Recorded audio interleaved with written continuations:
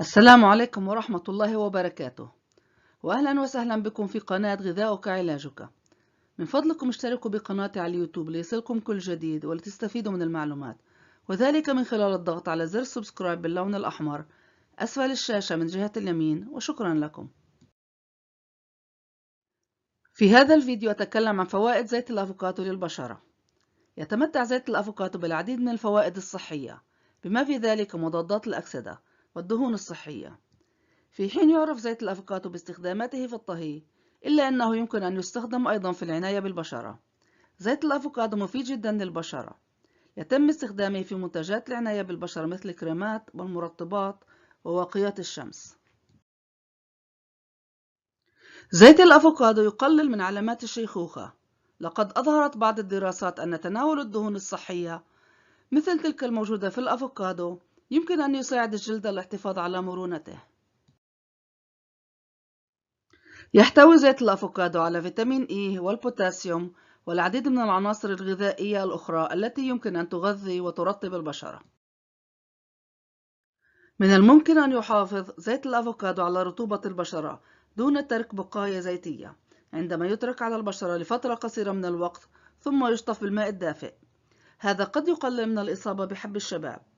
يحتوي زيت الأفوكادو أيضا على خصائص مضادة للالتهاب، والتي يمكن أن تساعد في تقليل الإحمرار والالتهاب المرتبط بحب الشباب.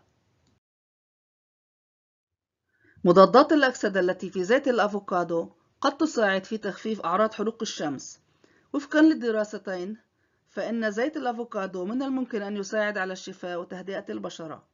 كما أن الدراسة أظهرت أن استهلاك الأفوكادو قد يساعد على حماية البشرة من الأشعة فوق البنفسجية الضارة.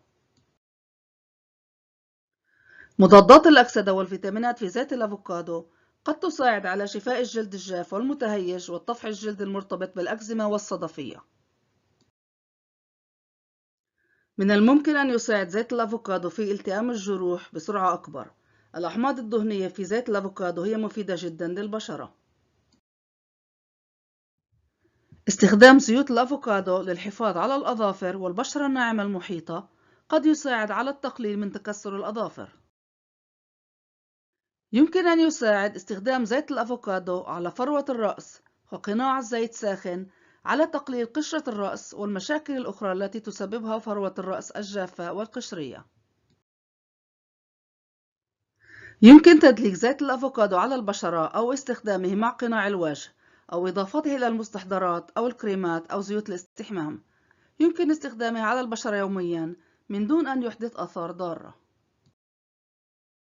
استخدمي داخل قشرة الأفوكادو في تدليك بشرة الوجه. اترك المادة المتبقية لمدة 15 دقيقة، ثم اشطفي الوجه بالماء الدافئ. يمكنك أيضا استخدام زيت الأفوكادو المعبى في زجاجات لترطيب الوجه في الليل ثم غسله في صباح اليوم التالي. إضافة عدة ملاعق من زيت الأفوكادو إلى الحمام سوف يجعل الجسم ناعم ويساعد على منع الماء الساخن من تجفيف الجلد. يمكنك أيضا مزج زيت الأفوكادو بزيت الاستحمام المفضل لديك. زيت الأفوكادو فعال من تلقاء نفسه، ويمكن تطبيقه على جميع أنحاء الجسم للحفاظ على بشرة ناعمة.